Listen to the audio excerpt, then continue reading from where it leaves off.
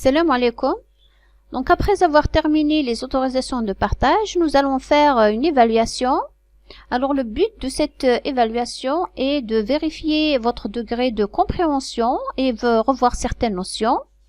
Dans une autre vidéo, nous allons voir les problèmes rencontrés lorsqu'on travaille sur un poste à poste. Donc j'ai fait un inventaire de tous les problèmes qu'on peut avoir dans ce genre d'architecture.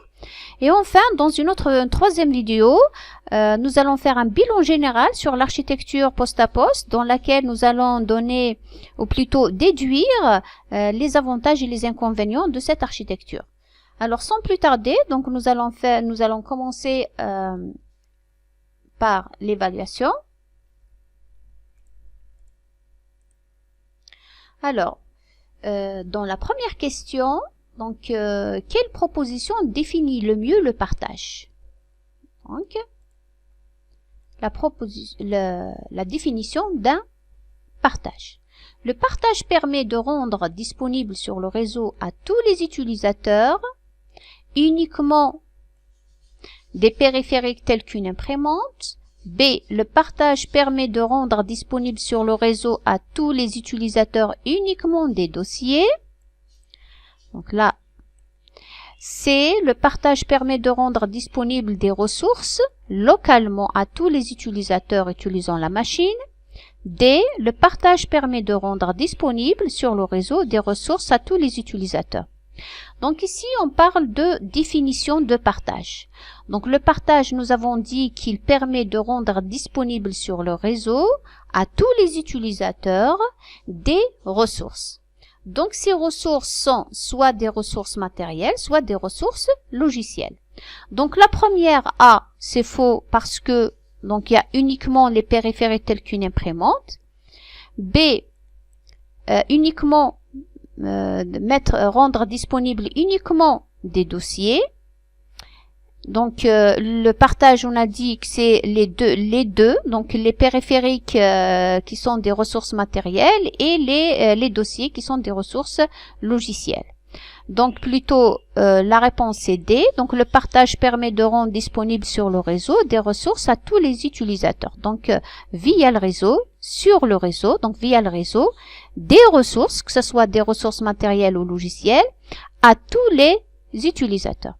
Par contre, C, donc le partage permet de rendre disponible des ressources localement à tous les utilisant la machine. Donc déjà ici le partage, donc ça n'a rien à voir avec les ressources, donc l'accès local. Donc c'est uniquement l'accès via le réseau. Donc en résumé, le partage permet de rendre disponible sur le réseau des ressources matérielles et des ressources logicielles à tous les utilisateurs. Voilà donc pour la première question. La deuxième question, soit les groupes suivants présents sur la machine PC Finance. Donc sur une machine PC Finance, nous avons des utilisateurs répartis, donc qui sont des membres de deux groupes. On a l'utilisateur Brahim qui est membre du groupe administrateur. Administrateur, donc par défaut, il est membre de administrateur. Et on a aussi donc l'utilisateur Zohra qui est membre du groupe utilisateur. Alors la question, quel utilisateur peut partager un dossier sur la machine?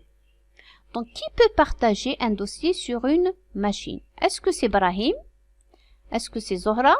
Est-ce que invité peut partager des dossiers sur machine? Ou encore personne? Ni Brahim, ni administrateur, ni Zohra, ni invité. Alors, donc, pour partager des dossiers sur une machine, le partage d'un dossier, c'est un pouvoir. Donc, il doit avoir le droit ou le pouvoir de partager un dossier. Brahim étant un utilisateur de administrateur, donc il a le droit de partager un dossier. On a vu que les utilisateurs appartenant au groupe administrateur, ils ont tous les privilèges d'un administrateur. Donc Brahim peut, il peut partager les dossiers sur une machine puisqu'il est administrateur local à la machine. Est-ce que Zohra peut partager des dossiers? Zohra, c'est un utilisateur. Et le groupe utilisateur, il a des droits limités sur la machine. Alors, voyons ça sur une machine, par exemple sur notre machine PC FN Windows 10. Vérifions déjà avec quel utilisateur on est rentré, avec user 1. Donc, si on se rappelle, user 1, c'est un utilisateur. Donc, pour voir PC user 1, est-ce que c'est un admin? Déjà, donc le fait de, il m'a pas permis de rentrer dans PC géré. Il m'a demandé admin, qui est donc un utilisateur administrateur, automatiquement utilisateur user 1 plutôt, c'est un utilisateur standard. Alors, on va essayer de partager un dossier. Voilà, on va essayer de partager un dossier. Voilà, on va créer un dossier. On va l'appeler projet. On va essayer de le partager. Alors, propriété, partage avancé. Très bien. Donc, voilà, il me demande le compte d'un utilisateur qui a le pouvoir de partager un dossier. Donc, un utilisateur standard ne peut pas partager un dossier. Donc, Zohra ne peut pas partager un dossier. L'invité, bien sûr, il ne peut pas partager un dossier. Il a vraiment des pouvoirs limités. Voilà. Donc, en résumé, les utilisateurs qui peuvent partager un dossier sur une machine, c'est les administrateurs. Donc, c'est des utilisateurs qui sont dans le groupe administrateur. Ok. Alors, la troisième question, quelles ressources pouvez-vous partager? Est-ce que on peut partager un fichier? B, on peut partager une imprimante? C, un dossier? D, un scanner? Donc, on a dit dans la première question, le partage permet de rendre disponible sur le réseau des ressources à tous les utilisateurs. Donc, ces ressources, c'est quoi? Donc, c'est des ressources matérielles et des ressources logicielles. Donc, une imprimante, on peut la partager, c'est une ressource matérielle. Un scanner, on peut le partager sur le réseau, c'est une ressource matérielle. Un dossier peut être partagé. Donc, pendant tous les cours, on a vu comme quoi on peut partager un dossier, mais on ne peut pas partager un fichier. Seul le dossier est partagé. On veut partager un fichier, donc on veut le rendre disponible sur le réseau, un fichier. Il suffit donc de le mettre dans un dossier et de partager ce dossier. Si vous vous rappelez au niveau de la machine,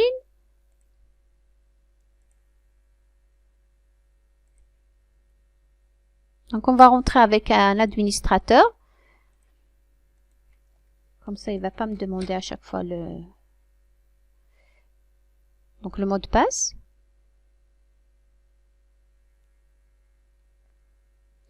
Voilà, donc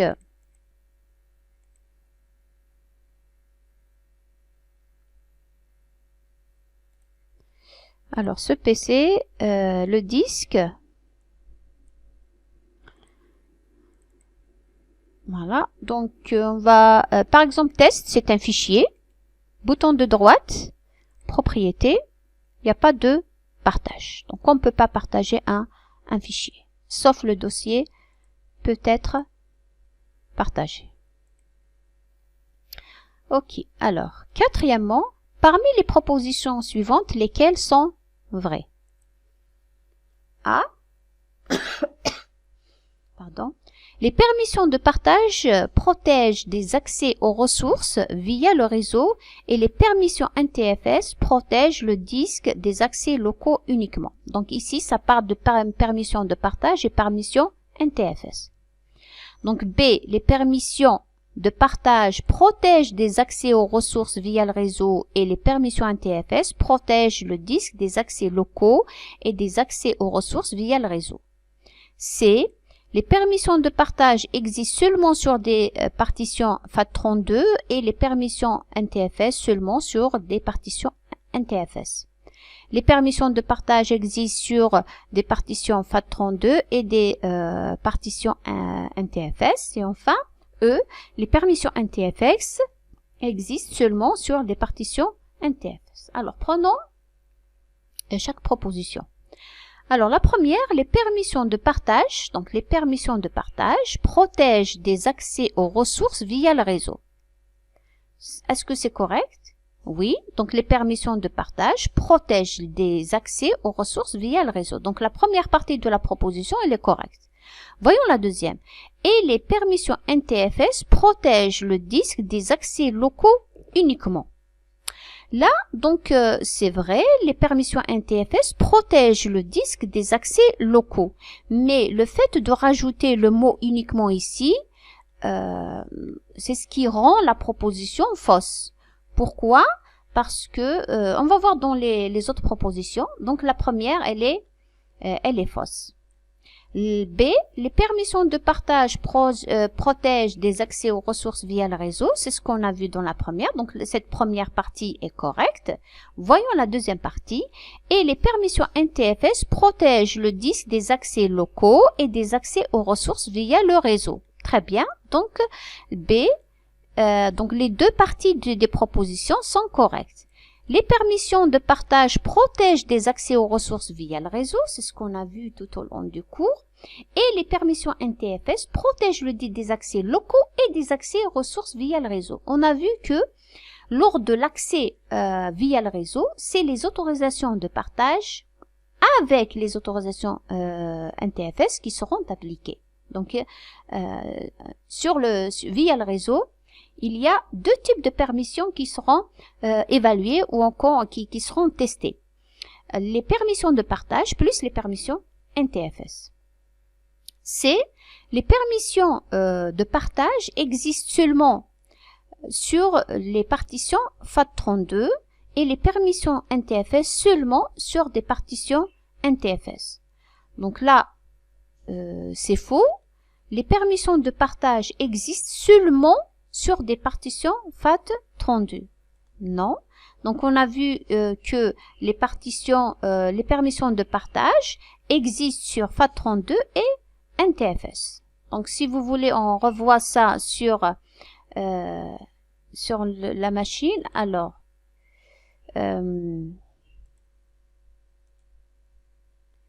on va revoir un peu le système de fichiers avec lequel on a formaté ce volume. Donc, c'est NTFS.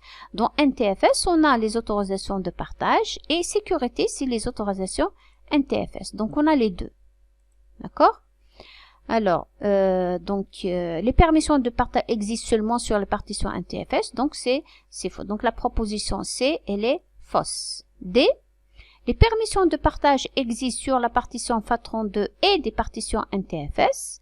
Oui, c'est ce qu'on a vu. Donc, dans FAT32 et aussi dans la partition NTFS. Donc, C, elle est plutôt D est correcte. E, les permissions NTFS existent seulement sur des partitions NTFS. C'est vrai. Donc, sur une partition FAT32, on ne trouve pas les permissions NTFS. Voilà, donc en résumé, pour la quatrième, parmi les propositions, donc on parle ici de permissions de partage. Alors les permissions de partage protègent des accès aux ressources via le réseau et les permissions NTFS protègent des accès localement et via le réseau. Les permissions de partage existent sur les partitions formatées FAT32 et sur les partitions formatées NTFS. Donc, et les partitions NTFS existent seulement sur des partitions NTFS. Alors, la cinquième question. Écrivez le chemin UNC permettant à l'utilisateur RH d'accéder à un dossier qui est partage logiciel. Là, c'est le chemin donc du dossier partagé situé sur le PC Finance. Alors, le chemin UNC, c'est le chemin réseau. Logiciel, donc c'est un dossier qui est un sous-dossier du dossier partage la partition D. Donc pour pouvoir accéder à ce dossier, il faut utiliser donc le chemin UNC ou encore le chemin réseau. On a vu que le chemin réseau, il commence par quoi? Il commence par 2 anti-slash. Donc, dès qu'on a 2 anti-slash, voilà. Attends. Donc, 2 anti-slash. Alors, tout chemin qui commence par 2 anti-slash, c'est un chemin réseau. Donc, le système, lorsqu'il trouve 2 anti-slash, il va directement chercher sur le réseau. Donc, 2 anti-slash suivi du nom du PC ou encore du serveur ou du PC qui a partagé la ressource. Donc, ici, c'est PC Finance. Donc, PC Finance. Donc, normalement, il n'y a pas d'espace ici. Voilà, donc il n'y a pas d'espace, mais donc sur OneNote, donc automatiquement c'est un lien. Voilà, donc la preuve comme quoi c'est un lien. Ça peut être un lien réseau, donc un lien local au niveau du réseau local, ou encore un lien vers sur le web, sur Internet. Donc PC Finance. Suivi donc le nom de l'ordinateur qui a partagé, un slash, le partage. Donc le chemin du partage. Donc en l'occurrence ici c'est partage logiciel. Voilà donc le chemin réseau de ce dossier qui est partagé sur PC Finance. Soit on met PC Finance ici, ou encore son adresse IP si on connaît l'adresse IP. Voilà donc pour la 5e question. La 6e question, combien d'accès simultanés sont possibles sur Windows 10 et 8? Simultanés. Donc en même temps. Alors c'est 10, 20, 30 ou 40. Donc on a vu ça dans les cours précédents. Donc lorsqu'on partage un dossier ou là je partage un disque. Attendez, je vais refaire.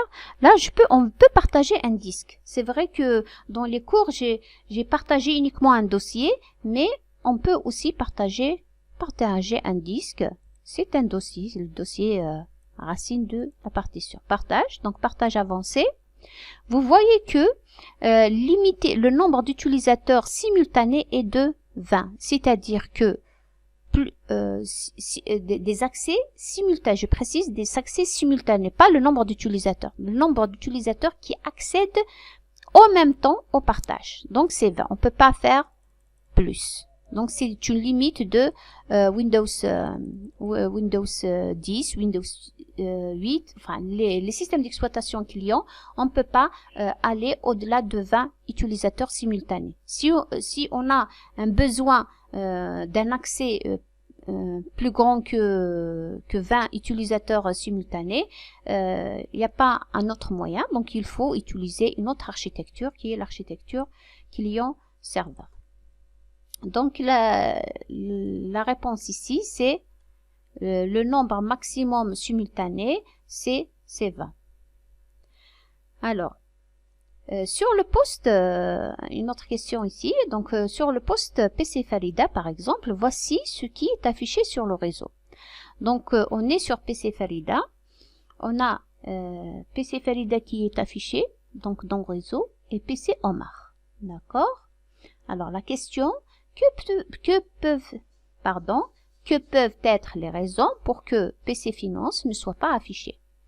Donc en fait ici on est dans PC Farida, donc lorsqu'on a affiché le réseau, donc le voisinage réseau, donc il nous a affiché PC Omar et PC Farida, et donc il est censé afficher aussi PC Finance. Pourquoi il n'a pas affiché PC Finance? A.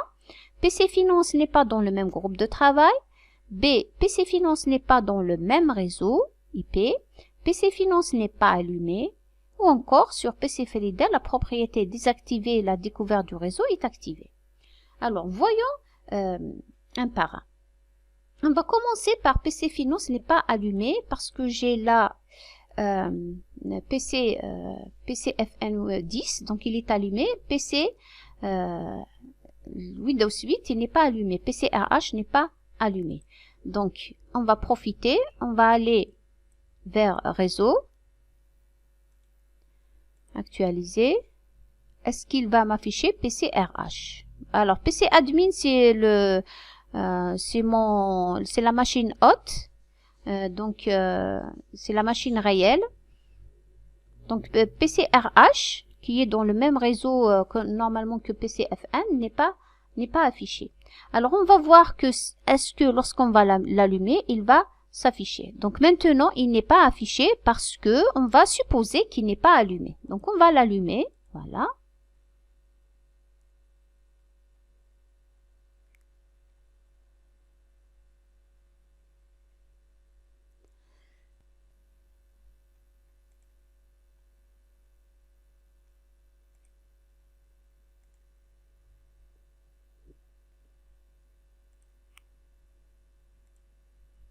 Voilà, donc on va rentrer avec, on va ouvrir une session avec un administrateur, en l'occurrence RH.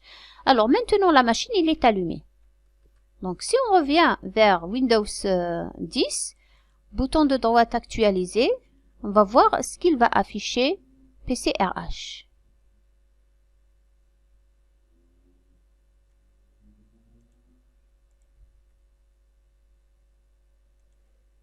On va encore actualiser.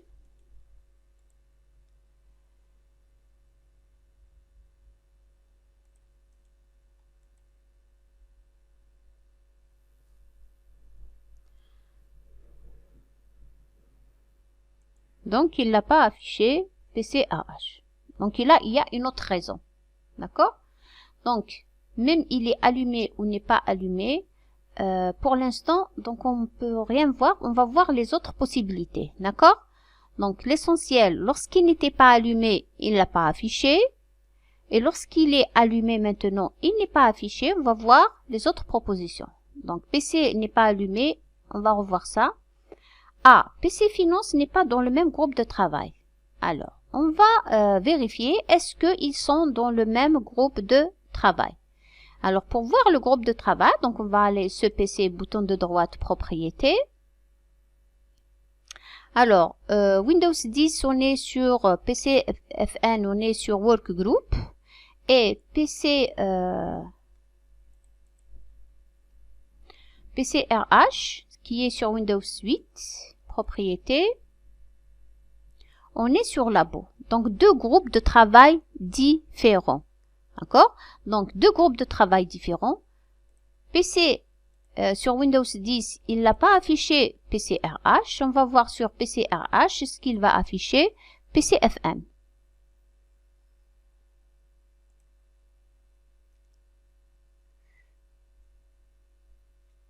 Voilà, donc il a affiché uniquement PC RH lui-même. Donc, lorsqu'on a les PC ne sont pas dans le même groupe de travail, ils vont pas, donc il sera pas affiché. Donc la première, PC Finance n'est pas dans le même groupe de travail, certainement qu'il n'est pas dans le même groupe de travail que PC Farida et PC Omar. Très bien. Donc déjà, on a vu que ils ne sont pas dans le même groupe de travail. PC Finance n'est pas dans le même réseau IP, donc on va voir ça. Alors, on va déjà changer. Ils doivent donc appartenir au même groupe de travail pour tester les autres propositions. Donc, pour changer le groupe de travail, donc modifier les paramètres. Voilà, modifier. Là, c'est groupe de travail Labo. Donc, on va, rappelons que sur Windows 10, on a Work Group. Rappelons que par défaut, sur Microsoft, le groupe de travail par défaut, c'est Work Group. Lorsqu'on change le groupe de travail ou lorsqu'on change le nom de l'ordinateur, la machine, elle doit redémarrer.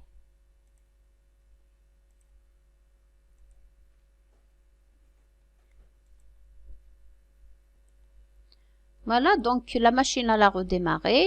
On rentre avec RH qui est un utilisateur administrateur de la machine. Et en même temps, on revient sur PC FN. Donc, actualiser. On va vérifier est-ce qu'il va afficher PCRH.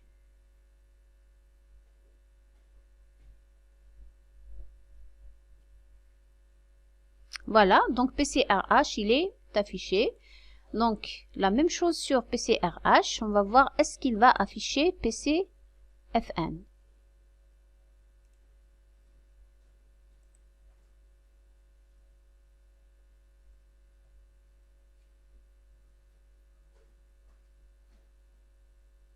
Ça prend un peu de temps, même dans la réalité, ça va prendre la même chose, le temps que donc le protocole qui se charge de la découverte du réseau, etc., va faire son travail. Donc PCRH, on va voir que PCFN, il est affiché.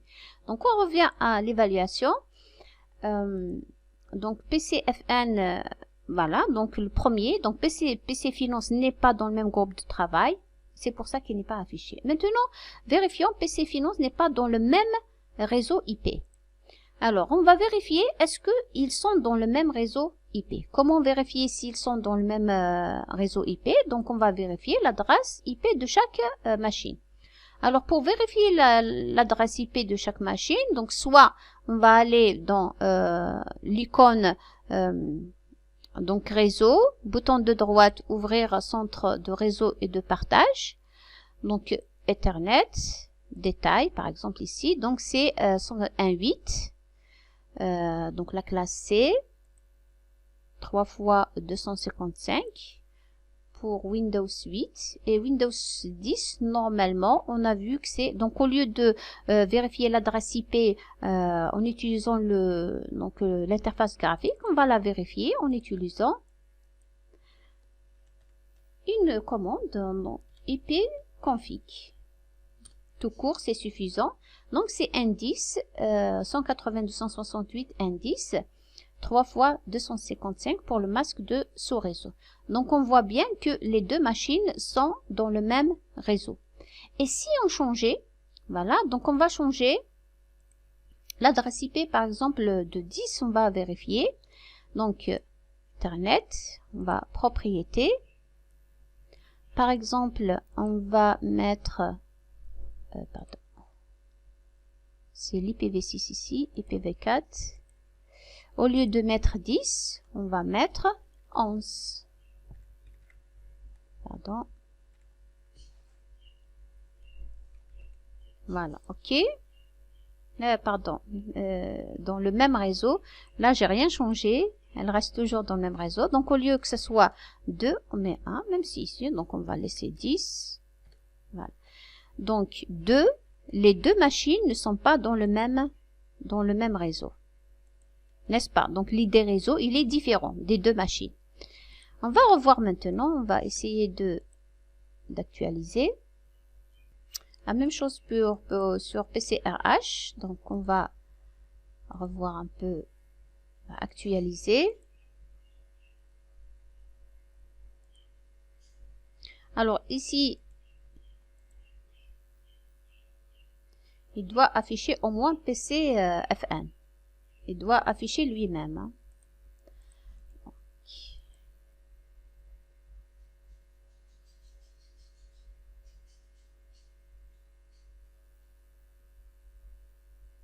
Il va afficher PCRH.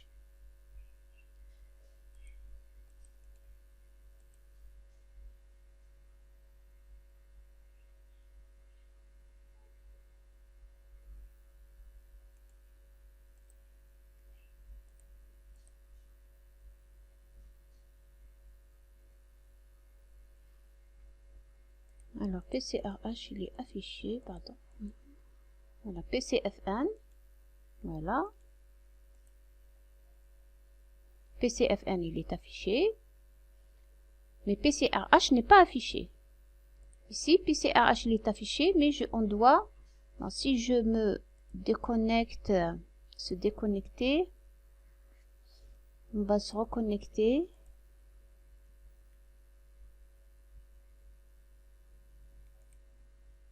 Pour la mise à jour du réseau.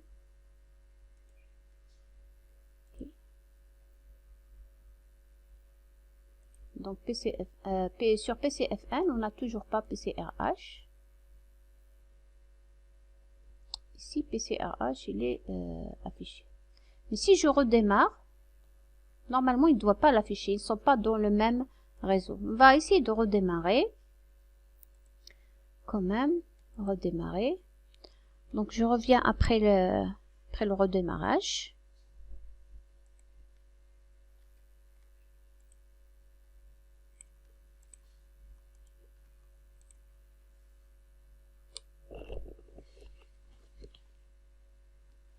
Voilà, donc on va revoir réseau.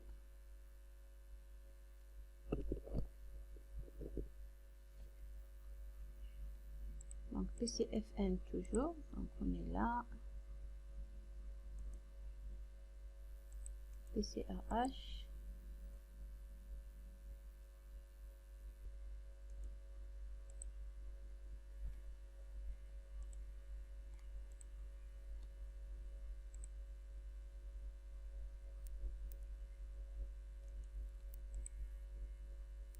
Voilà, donc PCRH, mais il n'affiche pas PCFN.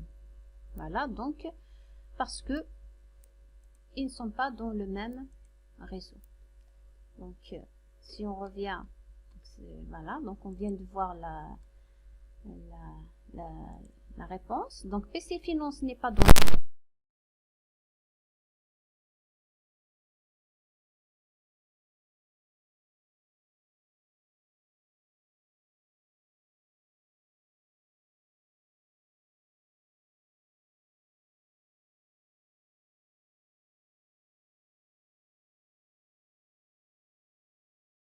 pour l'adresse IP, bien sûr.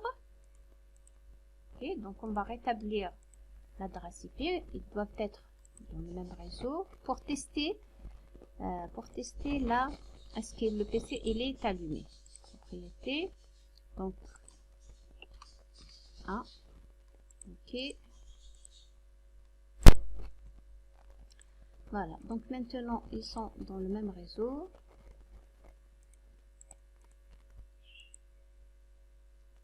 Voilà, directement, donc il a affiché PCFN. Ils sont dans le même réseau, ils sont dans le même réseau et dans le même groupe de travail.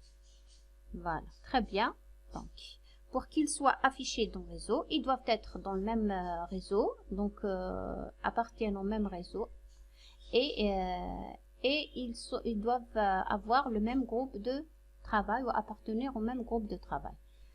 Alors, et si par exemple maintenant, donc on va éteindre la machine 8, arrêter, et en même temps, donc on va redémarrer parce que même si on redémarre pas la machine, donc maintenant PCRH8, elle est éteinte, d'accord? Donc si on revient vers réseau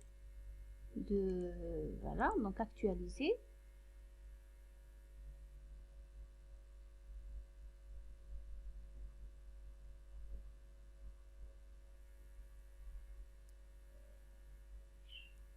Donc vous remarquez qu'à chaque fois qu'on fait un changement dans le réseau, il tarde dans l'actualisation de l'affichage.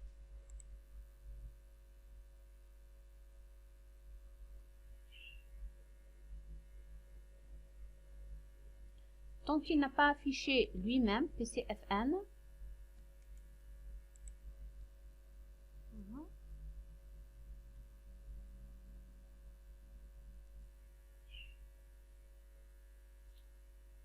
donc maintenant il est en train de faire un broadcast pour voir qu'est-ce qu'il y a dans le réseau.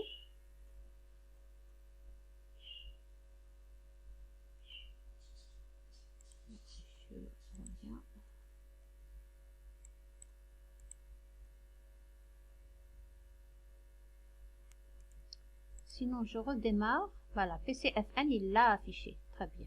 Voilà, c'est ce que je cherchais. Il doit afficher lui-même, sinon il y a un problème. Donc PCFN il est affiché, mais PCRH il n'est pas affiché, on ne le voit plus PCRH. Voilà, donc on revient. Donc c'est possible aussi que ce soit donc le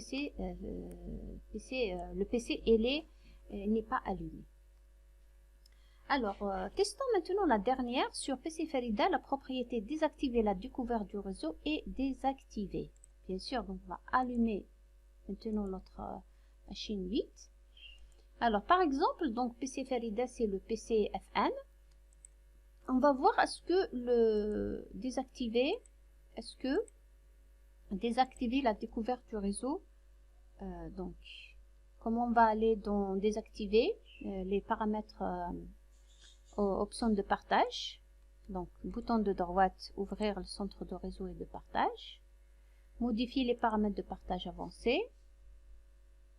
Alors, donc, le réseau privé, donc activer la découverte du réseau, activer la configuration automatique des périphériques connectés au réseau et activer le partage des fichiers et d'imprimantes. Donc, il est activé. Maintenant, si on désactive la découverte du réseau, là, c'est le réseau privé. Donc, on va désactiver la découverte du réseau. Si je désactive la découverte du réseau, le réseau public aussi, donc on va désactiver ici la découverte du réseau, enregistrer, parce que c'est le profil actuel, invité au public, le réseau public, donc c'est le profil actuel. Donc, on a désactivé la découverte du réseau. On refait, donc, le profil actuel, c'est public. On a désactivé la découverte du réseau. Donc, bouton de droite, on va actualiser. Voilà.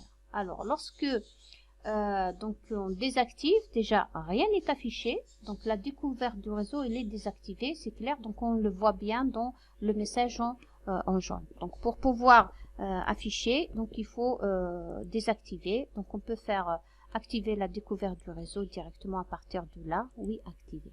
Donc, lorsque j'active, il se, voilà, donc le réseau, il est affiché. Alors, donc, PC Farida, propriété désactivée et est activé. Désactiver la découverte du réseau est activé. Voilà. Donc, finalement, c'est les trois possibilités. Donc, lorsque un PC n'est pas affiché dans le réseau, ben, il faut chercher donc les quatre possibilités. Donc, d'abord, c'est clair, PC Farida désactiver la découverte du réseau. Dès le départ, on sait est-ce qu'il est désactivé ou activé. Donc, le fait qu'il ne m'affiche rien, il va m'afficher la bande jaune. Ça veut dire qu'il est activé. Donc, la première des choses, il faut activer la découverte du réseau. Donc, après, vous allez vérifier donc A, B ou C. Est-ce que c'est l'adresse? On commence d'abord par l'adresse IP parce que c'est facile. On n'a même pas besoin de redémarrer. Après, bien sûr, l'autre PC doit être allumé déjà. Donc, on va vérifier d'abord est-ce que le PC il est allumé. Après, on va vérifier les adresses IP. Est-ce que les deux PC sont dans le même réseau? Et enfin, on va vérifier le groupe de travail. Voilà, donc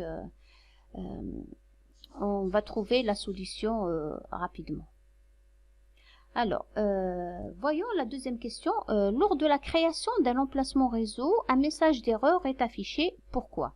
Alors, le message d'erreur est affiché. Alors, le dossier que vous avez entré ne semble pas être valide. Choisissez-en un autre. On va essayer. Donc, sur Windows 10, alors, c'est de créer un emplacement réseau. Donc, sur ce PC, donc on peut le créer à partir de là. Bouton de droite, emplacement réseau. Ajouter un emplacement réseau. Suivant.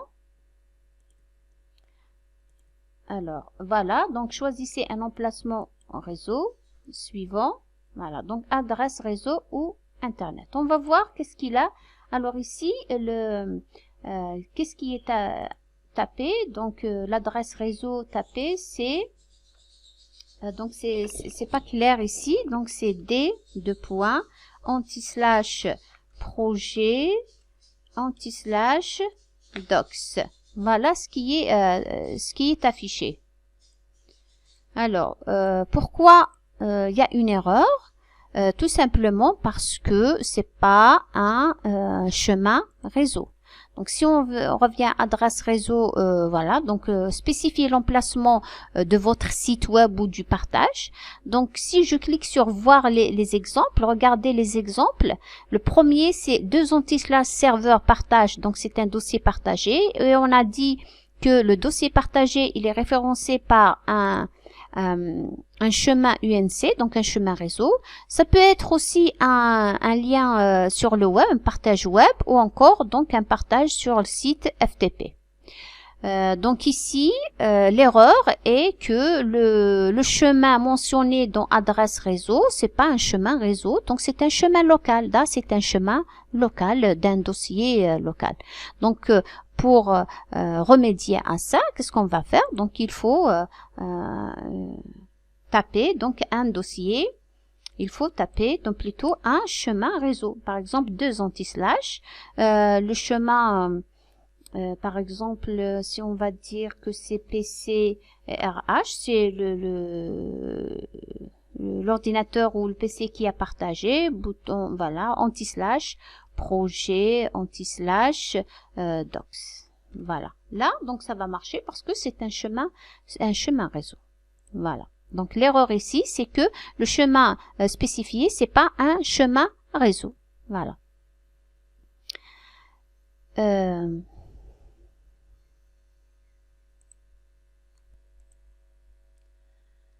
Alors, donc, voyons la question suivante. Voici les autorisations définies sur le dossier projet. Donc, on a le dossier projet, autorisé et partagé. Les autorisations de partage pour tout le monde, c'est contrôle total. Très bien. Alors, les autorisations niveau doc est un sous-dossier de projet. Voilà, donc doc, c'est un sous-dossier. Doc, c'est un sous-dossier de projet. Projet, on l'a partagé tout le monde, contrôle total. Et doc, c'est un sous-dossier qu'on a partagé en lecture. C'est vrai, lorsque j'ai expliqué les cours, donc j'ai partagé uniquement un dossier. Mais un sous-dossier aussi peut être partagé. Ici, par exemple, lorsqu'on partage, voilà, on a partagé projet et on a partagé doc. Donc, lorsqu'on rentre dans réseau, les deux seront visibles. Maintenant, si on donne les autorisations contrôle total pour le dossier, par exemple, parent et lecture pour le dossier enfant ou le sous-dossier, quelles sont donc les autorisations lorsque on accède à doc? Alors, pour voir ça, on va le voir en pratique.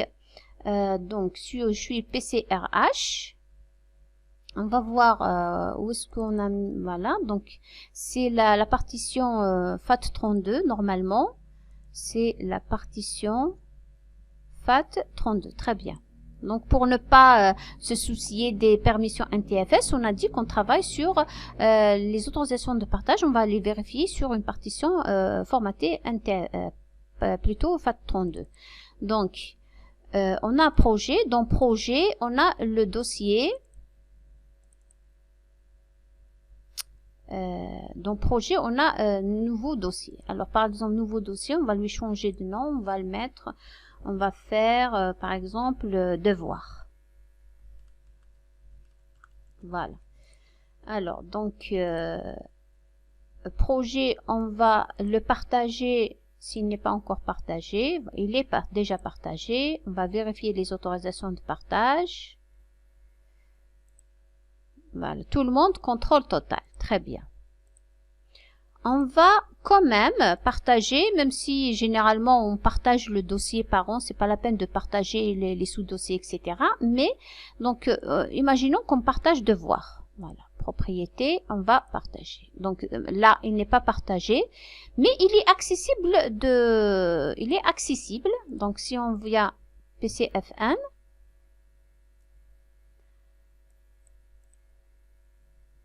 PCRH, donc on rentre dans projet, devoir, il est accessible. Donc même s'il n'est pas tout simplement parce que le dossier parent, il est partagé. Donc au niveau de devoir, je double-clique à l'intérieur par exemple, je peux créer par exemple un texte. Donc je peux créer parce qu'on a le contrôle total sur projet. Donc tout le monde, il a contrôle total sur projet. Donc je peux créer des dossiers à l'intérieur de projet, comme je peux créer des dossiers et des fichiers à l'intérieur de sous-dossiers. D'accord. Donc on a un contrôle total sur les dossiers et les fichiers qui sont à l'intérieur du dossier. Maintenant, si devoir, donc on va changer plutôt on va le partager et on va donner les autorisations de partage différentes. On va faire lecture pour tout le monde. D'accord? Donc, OK. Voilà. Fermé. On revient maintenant à PCF1. On revient, voilà. Donc, je rentre dans projet. Maintenant, dans devoir. Donc, j'ai accédé à devoir. Lorsque vous suivez, hein, attendez. Par exemple, maintenant, devoir, il est affiché. D'accord? On a projet et devoir. Ne vous souciez pas de ça. Donc, bon, là, on va cesser le partage déjà pour que pour que ce soit clair. Donc, pour cesser le partage, on va aller donc dossier partagé, partage. On est de PCRH, alors doc. On va arrêter le partage. OK. Nouveau dossier, on va arrêter le partage. OK. Voilà. Donc, devoir, il est partagé. Projet, il est partagé. User, c'est un dossier qui est partagé par défaut. Hein? Donc, par Windows. Voilà. Donc, on revient PCF1. Voilà. Donc, on va réactualiser. Voilà. Donc, on a projet et devoir. Lorsque j'accède à projet, donc, voilà, dans devoir, est-ce que je peux créer un fichier? Voilà. Donc, je peux créer un fichier. Comme je peux, par exemple, supprimer ce dossier. Ou encore supprimer ce fichier. Voilà. Donc, lorsque j'accède à devoir à partir de projet, là, donc, on a le contrôle total sur le projet et tous les dossiers et fichiers qui sont à l'intérieur de projet. Mais maintenant, si j'accède à devoir directement, donc je double-clique. Maintenant, donc, rappelons que devoir, on a partagé, on lui a donné lecture. Donc, je vais supprimer ce nouveau dossier, on n'a pas l'autorisation. Est-ce que j'ai l'autorisation de créer un fichier? On n'a pas l'autorisation. Donc, lorsque j'accède à projet, donc projet, on a donné des autorisations contrôle total. Donc, on a un contrôle total sur tout ce qui est à l'intérieur du dossier, des sous-dossiers, des fichiers, etc. Mais si un sous-dossier, il est partagé à part, donc les autorisations de partage seront différentes il n'y a pas de notion d'héritage. Elles seront différentes des autorisations du parent. D'accord? Donc, lorsqu'on partage, voilà, donc un dossier, si un dossier et un sous-dossier sont partagés avec des autorisations différentes, les autorisations de chaque dossier et sous-dossier sont indépendantes lorsqu'on accède au partage donc individuellement. D'accord? Donc, comme on a vu, donc lorsque j'accède à projet, c'est des partages du projet, et lorsque j'accède à doc, c'est les partages de doc. Donc, la même chose ici, par exemple, au lieu de faire lecture, on a fait refuser pour doc. Pour le dossier doc, on a fait refuser la lecture. Donc, la même chose. Donc, on va voir ça réellement en pratique. Donc, par exemple, devoir, propriété. Si je le partage en mettant refuser pour tout le monde, appliquer oui. Alors, on va essayer de revoir un peu le message affiché. C'est important. Ah, attendez, je refais. Ok, je refais.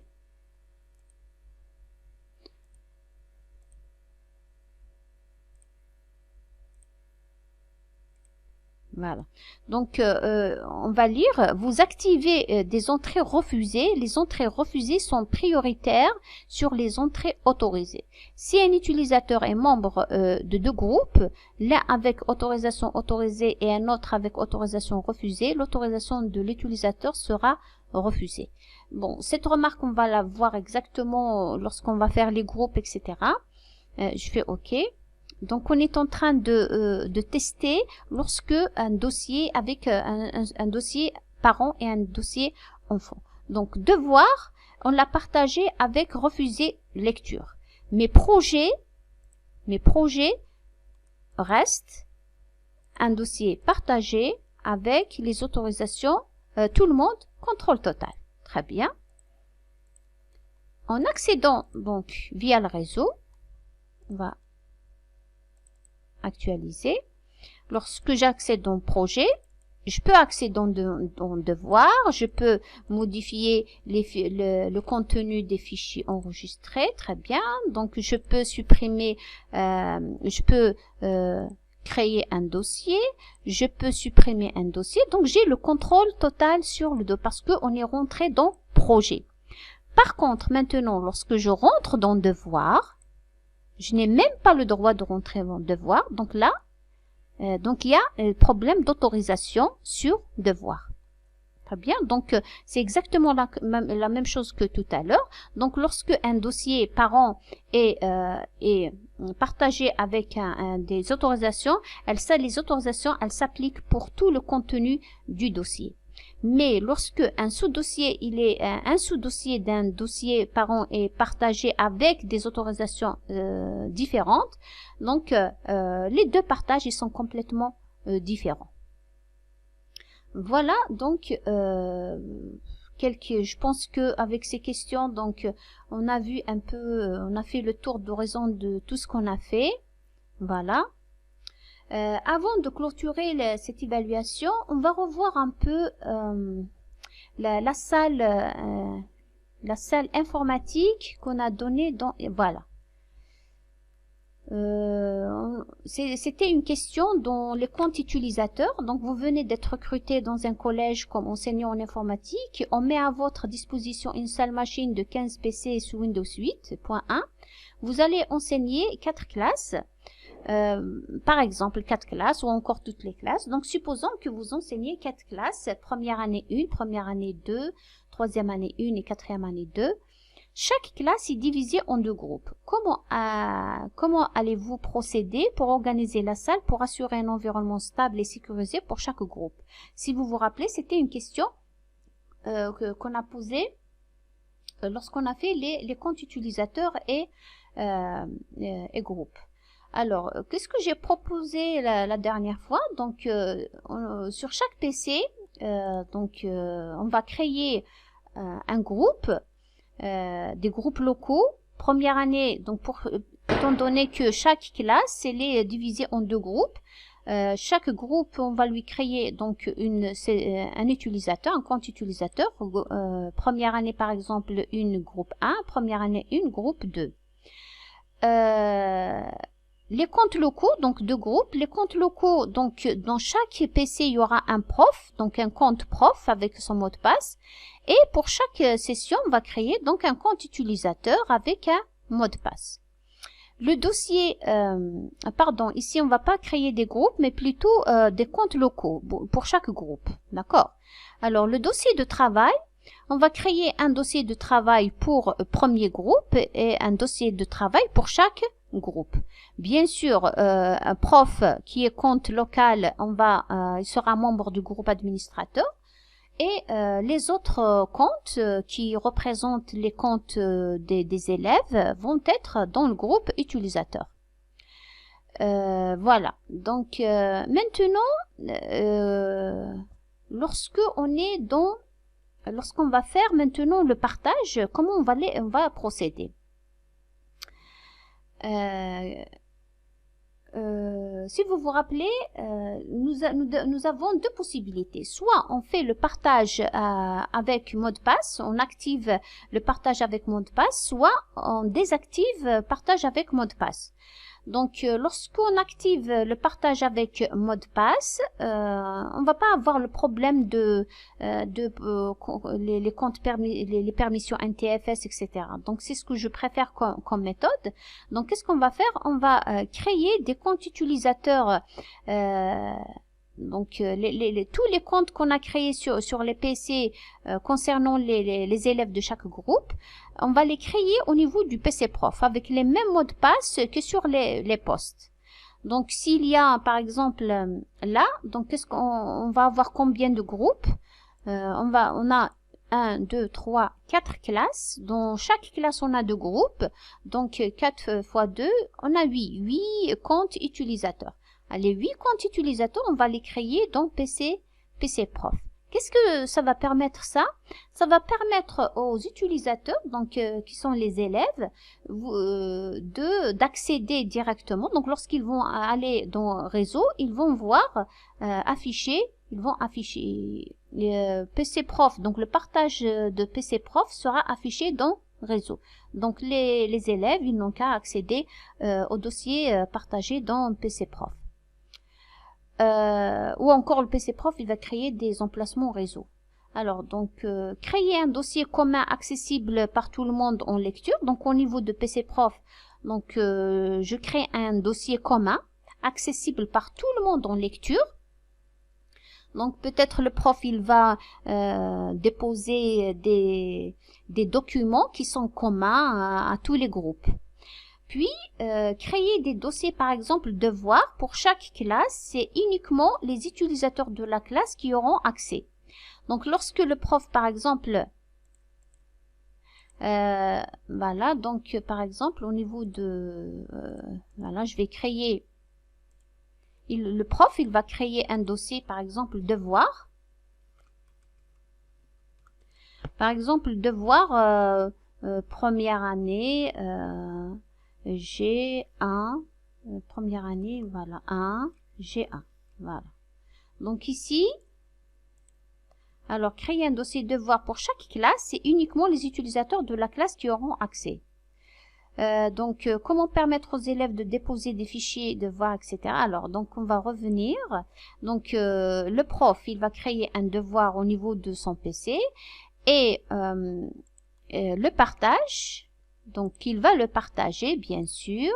Et les autorisations, il va donner autorisation uniquement pour les utilisateurs à 1G. C'est-à-dire, on va ajouter ici. Donc, bien sûr, on va supprimer tout le monde.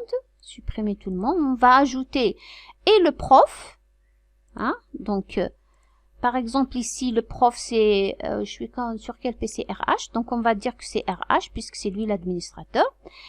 Et on va ajouter aussi, là, c'est le contrôle total. Donc, le prof, il va avoir contrôle total, bien sûr, sur son dossier. Lorsqu'il va avoir accès, par exemple, à partir du PC de l'élève, il pourra accéder directement à devoir au niveau de son PC. Donc, c'est contrôle total.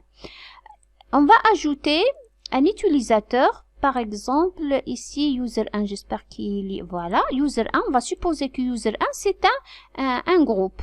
Hein? Donc, ça peut être, par exemple, première année 1, G1. Première année 1, groupe 1. Voilà, donc, OK. On va lui donner, là, les autorisations, contrôle total ou encore modifier. Donc, on va lui donner modifier pour user1. Uniquement pour ce groupe. Donc, pour chaque classe, on va donner ces autorisations sur le dossier devoir. Alors, qu'est-ce qu'il va permettre ce dossier devoir? Donc, déjà, le prof, il peut déposer les devoirs, les devoirs. Donc, les élèves, ils peuvent accéder au dossier partagé pour voir, lire les devoirs déposés par le prof. Maintenant, la question, comment permettre aux élèves de déposer des fichiers ou des devoirs, mais sans qu'ils puissent accéder au dossier? D'accord? Donc là, normalement, donc c'est possible, par exemple, que l'élève, il peut accéder à devoirs pour y lire des devoirs et déposer ces devoirs, les devoirs de l'élève lui-même, mais sans que les autres voient les devoirs qui sont déposés par les autres. Alors tout ça, c'est pas possible de le faire avec les permissions de partage. Ils sont possibles uniquement avec les permissions NTFS. C'est ce qu'on va voir lorsqu'on va faire les permissions NTFS. Bien sûr, c'est pas dans une architecture en utilisant les groupes, etc. Donc, on va le faire en utilisant les permissions NTFS. On va le faire sur l'architecture client-serveur. Alors, tout ce qu'on va faire dans les permissions NTFS en client-serveur, c'est possible de le faire même en post-à-post, mais j'ai préféré de le faire de ne pas faire les permissions NTFS parce que ça va parler beaucoup plus de groupe, d'héritage, etc. C'est pas très pratique de le faire en poste à poste, puisque la notion de groupe n'est pas très utilisée dans le poste à poste. Voilà donc notre classe. On va essayer de l'améliorer à chaque fois. Donc pour l'instant, donc c'est un poste à poste et c'est exactement la même l'architecture qui est utilisée dans les salles informatiques. C'est rare de trouver une salle informatique avec un client serveur, etc. Donc on va revoir ça lorsqu'on va faire le bilan un peu du poste à poste, parce que c'est une architecture qui est souvent utilisée et celle que j'utilise donc dans ma salle informatique. Voilà donc pour l'évaluation. J'espère que on a fait le tour d'horizon de tout ce qu'on a fait et les autorisations de partage sont bien assimilées. Et vous faites très bien la différence maintenant entre les autorisations de partage et les autorisations NTFS, c'est très important. Et donc vous serez capable de configurer un réseau en poste à poste, que ce soit réseau ou encore le partage. Vous voyez que c'est simple, donc c'est pas très compliqué. Voilà, donc dans la prochaine vidéo, nous allons voir les messages d'erreur ou encore les problèmes que peut rencontrer un utilisateur lorsqu'il va exploiter une architecture poste à poste. Donc j'ai fait un inventaire de tous les problèmes que j'espère vont aider donc les stagiaires lorsqu'ils vont rencontrer ce genre de problèmes. Ils peuvent résoudre eux-mêmes. Voilà, donc à la prochaine vidéo, Inch'Allah.